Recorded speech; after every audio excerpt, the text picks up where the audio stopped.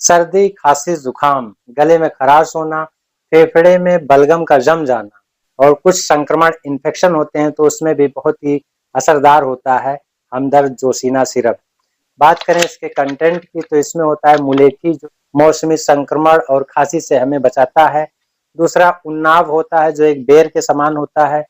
खांसी, RTI infection, दर्द और सांस लेने में सुविधा प्रदान करता है। अमलतास जो खांसी और जकड़न में बहुत ज्यादा आराम देता है। इसके साथ में तुलसी जो यूनिवर्सल रेमेडीज है, बहुत ही बेस्ट रिजल्ट देता है। एंटीऑक्सीडेंट गुणों से युक्त है, प्रतिरोधक क्षमता भरपूर होता है, आरटीआई इन्फेक्शन में बहुत असरदार है, टोटल हर्बल है, आयुर्वेदिक है, नेचुरल है।